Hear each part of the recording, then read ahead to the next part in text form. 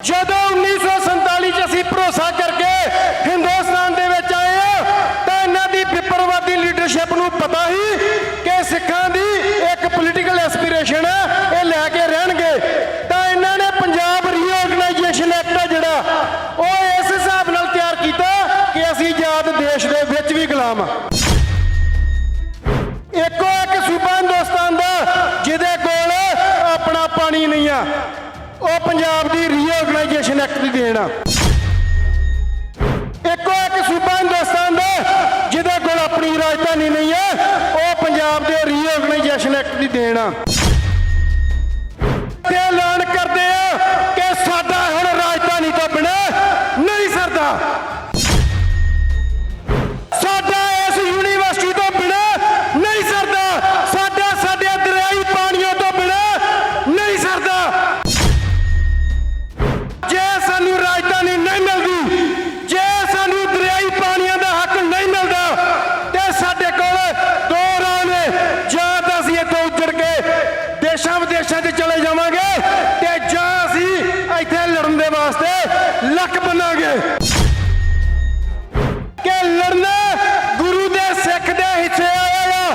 ਜਿੱਦਣ ਗੁਰੂ ਨਾਨਕ ਪਾਤਸ਼ਾਹ ਨੇ ਜੰਜੂ ਪੈਨਣ ਤੋਂ ਨਾ ਕਰਤਾ, ਸਿੱਖ ਦੇ ਹਿੱਸੇ ਲੜਾਈ ਉਸੇ ਦਿਨ ਆ ਗਈ, ਇਹ ਲੜਾਈ ਜਾਰੀ ਰਹੂਗੀ। ਇਹ ਜਿਹੜਾ ਸੰਗੀ ਲਾਣਾ, ਜਿਹੜਾ ਇਹ ਸਾਨੂੰ ਜੇਲ੍ਹਾਂ ਦੀਆਂ, ਥਾਣਿਆਂ ਦੀਆਂ, ਗੋਲੀਆਂ ਦੀਆਂ ਧਮਕੀਆਂ ਦਿੰਦੇ ਆ, ਤਾਂ ਅਸੀਂ ਦੱਸ ਦਈਏ ਕਿ ਸਾਡੇ ਪਹਿਲੇ ਪਾਤਸ਼ਾਹ ਨੇ ਬਾਬਰ ਦੀ ਜੇਲ੍ਹ ਕੱਟੀ ਸੀ। ਇਹਨਾਂ ਦਾ ਵਹਿਮ ਕਿ ਇਹਨਾਂ ਦੀਆਂ ਜੇਲਾਂ, ਇਹਨਾਂ ਦੇ ਥਾਣੇ ਸਾਨੂੰ ਡਰਾ ਲੈਣਗੇ, ਤੇ ਵਹਿਮ ਕੱਢ ਦੇਣਾ। ਅਸੀਂ ਗੁਰੂ ਗੋਬਿੰਦ ਸਿੰਘ ਦੇ ਨਾਤੀ ਪੁੱਤਾਂ 21 ਦੇ 51 ਮੋੜਾਂਗੇ। ਜਿੱਥੇ ਸਾਡੇ ਚੱਪੇ ਚੱਪੇ ਦੇ ਉੱਤੇ ਖੂਨ ਡੁੱਲਾਇਆ, ਜਿੱਥੋਂ ਸੰਘਰਸ਼ ਭਾਈ ਅਮਰੀਕ ਸਿੰਘ ਛੱਡ ਕੇ ਗਏ ਆ, ਜਿੱਥੇ ਸੰਘਰਸ਼ ਭਾਈ ਜਸਵੰਤ ਸਿੰਘ ਛੱਡ ਕੇ ਗਏ ਆ, ਪੰਜਾਬ ਦੀ ਨੌਜਵਾਨੀ ਹੁਣ ਸੰਘਰਸ਼ ਉੱਥੋਂ ਚੱਕੂਗੀ ਤੇ ਆਪਣੇ ਹੱਕ ਲੈ ਕੇ ਸਹਿ ਲਵੇਗੀ। ਦਸਮ ਪਾਤਸ਼ਾਹ ਦੀ ਬਖਸ਼ੀ ਫਤਿਹ ਨਾਲ ਸਾਂਝ ਪਾਈਏ। ਵਾਹਿਗੁਰੂ ਜੀ ਕਾ ਖਾਲਸਾ, ਵਾਹਿਗੁਰੂ ਜੀ ਕੀ ਫਤਿਹ। ਸਭ ਤੋਂ ਪਹਿਲਾਂ ਇਸ ਧਰਨੇ 'ਚ ਚੱਲ ਕੇ ਆਈ ਸਾਰੀ ਸੰਗਤ ਦਾ ਕਦਮ ਕਦਮ ਸਾਡੇ ਸਿਰ ਮੱਥੇ ਆ। ਸਭ ਤੋਂ ਪਹਿਲਾਂ ਮੈਂ ਗੱਲ ਕਰਾਂਗਾ ਸੈਨੇਟ ਦੀ। ਤਾਂ ਸੈਨੇਟ ਦੇ ਸੰਘਰਸ਼ ਨੂੰ ਵੰਡਣ ਦੇ ਵਾਸਤੇ ਪ੍ਰਸ਼ਾਸਨ ਵੱਲੋਂ ਇਹ ਕਿਹਾ ਜਾ ਰਿਹਾ ਹੈ ਕਿ ਇੱਥੇ ਪੰਜਾਬ ਹਰਿਆਣਾ ਹਿਮਾਚਲ ਦਾ ਕੋਈ ਕਨਫਲਿਕਟ ਆਊਗਾ। ਤਾਂ ਅਸੀਂ ਆਪਣੇ ਹਿਮਾਚਲ ਤੇ ਹਰਿਆਣੇ ਦੇ ਵੀਰਾਂ ਨੂੰ ਇਹ ਗੱਲ ਦੱਸ ਦਈਏ ਕਿ ਜੇ ਉਹਨਾਂ ਦੇ ਪੜ੍ਹੇ ਬੱਚੇ ਸੈਨੇਟ ਦੇ ਵਿੱਚ ਵੋਟ ਪਾ ਸਕਦੇ ਆ, ਤੇ ਉਹ 91 ਮੈਂਬਰੀ ਸੈਨੇਟ 'ਚ ਵੋਟ ਪਾ ਸਕਦੇ ਆ। 31 ਮੈਂਬਰ 'ਚ ਉਹਨਾਂ ਨੇ ਗ੍ਰੈਜੂਏਟ ਕੌਂਸਟੀਚੁਐਂਸੀ ਨਹੀਂ ਛੱਡੀ। ਇਸ ਲਈ ਜੇ ਉਹਨਾਂ ਦਾ ਵਿੱਚ ਕੋਈ ਹਿੱਸਾ ਹੈ ਤੇ ਉਹ 91 ਮੈਂਬਰੀ ਨਾਲ ਬਣਦਾ, ਉਦਾਂ ਕੋਈ ਨਹੀਂ ਬਣਦਾ। ਉਦੋਂ ਅਗਲੀ ਗੱਲ, ਜੇ ਹਰਿਆਣੇ ਦੀ ਕੁਰਕਸ਼ੇਤਰ ਯੂਨੀਵਰਸਿਟੀ ਨੂੰ ਕੇਂਦਰੀ ਯੂਨੀਵਰਸਿਟੀ ਐਲਾਨਣਗੇ, ਤੇ ਪੰਜਾਬ ਵੱਡਾ ਭਰਾ ਬਣ ਕੇ ਹਰਿਆਣੇ ਨਾਲ ਖੜੇਗਾ। ਜੇ ਸ਼ਿਮਲਾ ਦੀ ਯੂਨੀਵਰਸਿਟੀ ਨੂੰ ਸੈਂਟਰਲ ਯੂਨੀਵਰਸਿਟੀ ਐਲਾਨਣਗੇ, ਪੰਜਾਬ ਹਿਮਾਚਲ ਨਾਲ ਖੜਾ ਹੋਊਗਾ। ਸਾਡੀ ਬੇਨਤੀ ਇਹਨਾਂ ਦੋਵਾਂ ਸੂਬਿਆਂ ਦੇ ਵਿਦਿਆਰਥੀਆਂ ਨੂੰ ਕਿ ਅੱਜ ਭਰਾ ਬਣੇ ਪੰਜਾਬ ਦੇ ਨਾਲ ਖੜੋ। ਪੰਜਾਬ ਦੇ ਨਾਲ ਧੱਕਿਆਂ ਦੀ ਦਾਸਤਾਨ ਬਹੁਤ ਵੱਡੀ ਆ।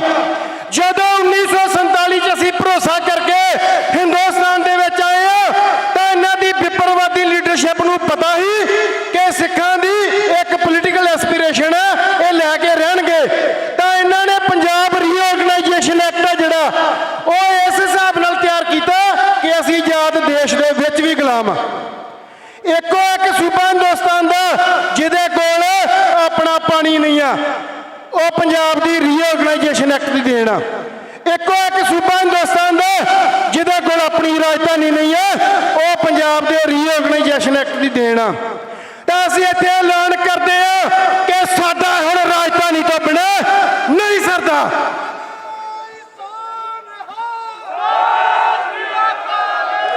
ਸਾਡਾ ਇਸ ਯੂਨੀਵਰਸਿਟੀ ਤੋਂ ਬਿਨਾਂ ਨਹੀਂ ਸਰਦਾ, ਸਾਡਾ ਸਾਡੇ ਦਰਿਆਈ ਪਾਣੀਆਂ ਤੋਂ ਬਿਨਾਂ ਨਹੀਂ ਸਰਦਾ।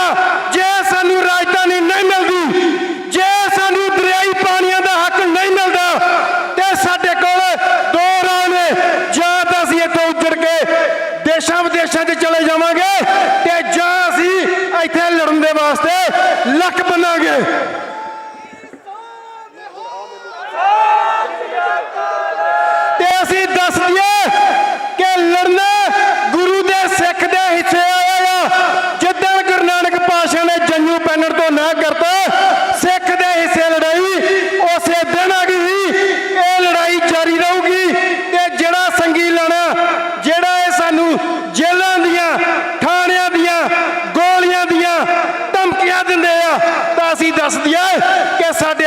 ਪਾਤਸ਼ਾਹ ਨੇ ਬਾਬਰ ਦੀ ਜੇਲ੍ਹ ਕੱਟੀ ਸੀ। ਸਾਡੇ ਛੇਵੇਂ ਪਾਤਸ਼ਾਹ ਨੇ ਜਹਾਂਗੀਰ ਦੀ ਜੇਲ੍ਹ ਕੱਟੀ ਸੀ। ਅਸੀਂ ਜੇਲ੍ਹਾਂ ਤੋਂ ਥਾਣਿਆਂ ਤੋਂ ਸਾਡੇ ਪਹਿਲਾਂ ਵੀ ਨੌਜਵਾਨ NSA ਦੇ ਅਧੀਨ ਡਿਬੜੂਗੜ੍ਹ ਬੈਠੇ ਆ। ਸਾਡੇ ਪਹਿਲਾ ਬੰਦੀ ਸਿੰਘ 3 ਦਹਾਕਿਆਂ ਤੋਂ ਹਿੰਦੁਸਤਾਨ ਦੀਆਂ ਜੇਲ੍ਹਾਂ 'ਚ ਬੈਠੇ ਆ। ਤੇ ਜੇ ਇਹਨਾਂ ਦਾ ਵਹਿਮ ਕਿ ਇਹਨਾਂ ਦੀਆਂ ਜੇਲ੍ਹਾਂ ਇਹਨਾਂ ਦੇ ਥਾਣੇ ਸਾਨੂੰ ਡਰਾ ਦੇਣਗੇ ਤੇ ਵਹਿਮ ਕੱਢ ਦੇਣ, ਅਸੀਂ ਗੁਰੂ ਗੋਬਿੰਦ ਸਿੰਘ ਦੇ ਨਾਤੀ ਪੁੱਤਾਂ 21 ਦੇ 51 ਮੋੜਾਂਗੇ। ਤੇ ਪੰਜਾਬ ਦੀ ਨੌਜਵਾਨੀ ਜਿੱਥੇ ਸਾਡੇ ਚੱਪੇ ਚੱਪੇ ਦੇ ਉੱਤੇ ਖੂਨ ਡੁਲਾਇਆ, ਜਿੱਥੋਂ ਸੰਘਰਸ਼ ਭਾਈ ਅਮਰੀਕ ਸਿੰਘ ਛੱਡ ਕੇ ਗਏ ਆ, ਜਿੱਥੇ ਸੰਘਰਸ਼ ਭਾਈ ਜਸਵੰਤ ਸਿੰਘ ਛੱਡ ਕੇ ਗਏ ਆ, ਪੰਜਾਬ ਦੀ ਨੌਜਵਾਨੀ ਹੁਣ ਸੰਘਰਸ਼ ਉੱਥੋਂ ਚੱਕੂਗੀ ਤੇ ਆਪਣੇ ਹੱਕ ਲੈ ਕੇ ਸਹਿ ਲਵੇਗੀ।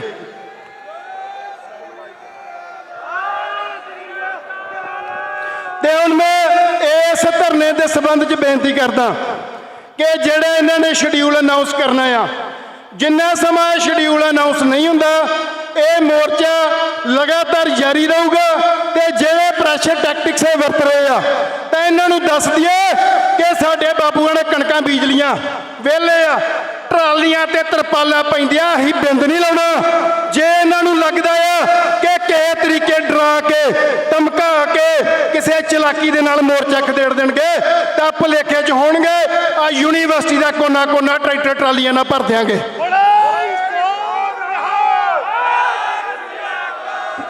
ਤਾਂ ਪੰਜਾਬ ਦੇ ਕੋਨੇ ਕੋਨੇ 'ਚੋਂ ਆਏ ਲੋਕਾਂ ਨੇ ਅੱਜ ਦੱਸਤਾ ਆ ਕਿ ਚੰਡੀਗੜ੍ਹ ਸਾਡੀ ਪਿਤਾ ਪੁਰਖੀ ਜ਼ਮੀਨ ਉਜਾੜ ਕੇ ਬਣਾਇਆ ਆ ਤੇ ਇਹਨਾਂ ਦੇ ਪਿਓ ਦੀ ਮਾਲਕੀ ਨਹੀਂ ਆ ਚੰਡੀਗੜ੍ਹ, ਇਹ ਪੰਜਾਬ ਦੀ ਮਾਲਕੀ ਆ। ਜੇ ਅਸੀਂ ਇਸ ਸੰਘਰਸ਼ ਨੂੰ ਨਾ ਕਿਸੇ ਤਣ ਪੱਤਣ ਲਾਇਆ ਤਾਂ ਚੰਡੀਗੜ੍ਹ, ਟਰਾਈ ਸਿਟੀ, ਆਨੰਦਪੁਰ ਸਾਹਿਬ, ਹੁਸ਼ਿਆਰਪੁਰ, ਪਠਾਨਕੋਟ ਦੇ ਨਾਲ ਇੱਕ ਲੋਅਰ ਹਿੱਲ ਸਟੇਟ ਬਣਾਉਣ ਦੀ ਇਹਨਾਂ ਦੀ ਤਿਆਰੀ ਆ। ਆਪਾਂ ਉਧਰ ਗੱਲ ਵਧਣ ਤੋਂ ਪਹਿਲਾਂ ਰੁਕੀਏ ਤੇ ਆਪਾਂ ਆਪਣੀ ਜਿੰਨੀ ਤਾਕਤ ਝੋਕ ਕੇ ਪੰਜਾਬ ਦੇ ਹੱਕਾਂ ਦੇ ਵਾਸਤੇ ਸੰਘਰਸ਼ ਖੜਾ ਕਰੀਏ ਤੇ ਉਹਦੀ ਪਹਿਲੀ ਮੰਜ਼ਿਲ ਪੰਜਾਬ ਯੂਨੀਵਰਸਿਟੀ ਨੂੰ ਦੁਬਾਰਾ ਉਸੇ ਸਟੇਟਸ 'ਚ ਲਿਆਉਣਾ। ਵਾਹਿਗੁਰੂ ਜੀ ਕਾ ਖਾਲਸਾ, ਵਾਹਿਗੁਰੂ ਜੀ ਕੀ ਫਤਿਹ।